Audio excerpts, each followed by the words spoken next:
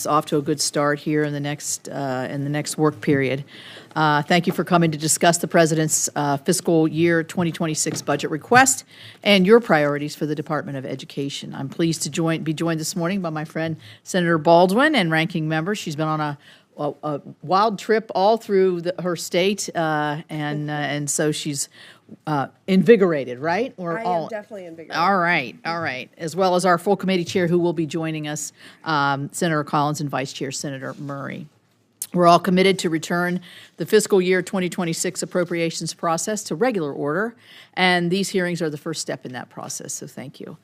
All Americans should have the opportunity to receive a high-quality education from preschool through post-secondary education. I know that education is a key to success and vital part of maintaining our strong communities across the nation.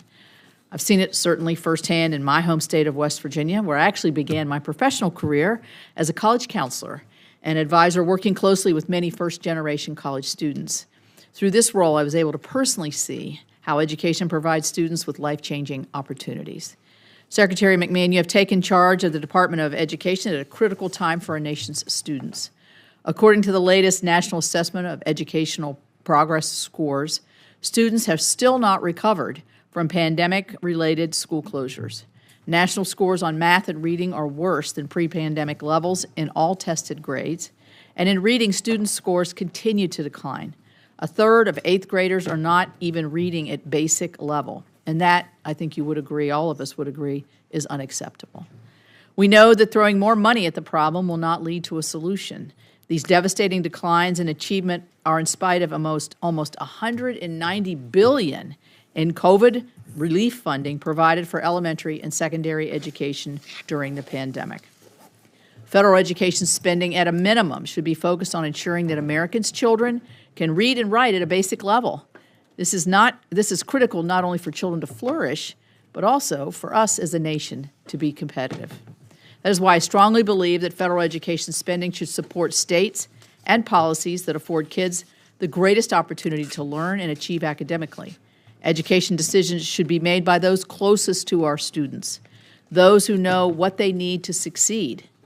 That is local schools, local teachers, local school boards, and most importantly, local parents who are right there with their students. Formula grant programs like Title I, IDEA, and career and technical education provide the crucial flexibility that states and local communities need to best meet the needs of all students. And I look forward to continuing to support these key programs in fiscal year 2026. Madam Secretary, I'm pleased that your budget proposes to increase another important program, the charter school program. While West Virginia is fairly new to offering charter school education, we are already seeing promising results and expanded opportunities for our public school students.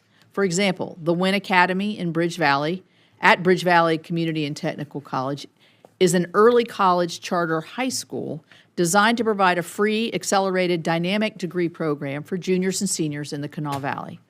The school was started to help local hospitals address the severe shortage in nursing, and has been so successful that it has already been expanded to include an advanced manufacturing track in partnership with Toyota.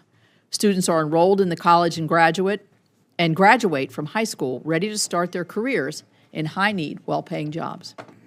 The school is meeting the intent of other charter schools, using the flexibility they are granted to offer innovative learning opportunities to benefit students. With the additional funding for charter schools proposed in your budgets, I know that many more students across the country would benefit from opportunities like the West Virginia Wynn Academy. Secretary McMahon, this is a pivotal time for our nation's student loan borrowers. Borrowers have been forced to navigate an exceptionally confusing 4 years full of bad advice and unfair promises of illegal loan forgiveness from the prior administration. And as a result, 1 in 4 student loan borrowers is either in default or on a late stage of delinquency on their loans as of the beginning of May.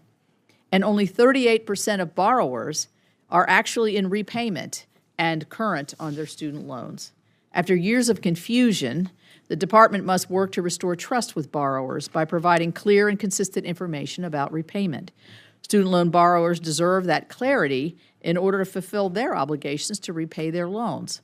I'm grateful that under your leadership, the department has begun the difficult task of getting borrowers back on the path to repayment, and I look forward to your continued progress.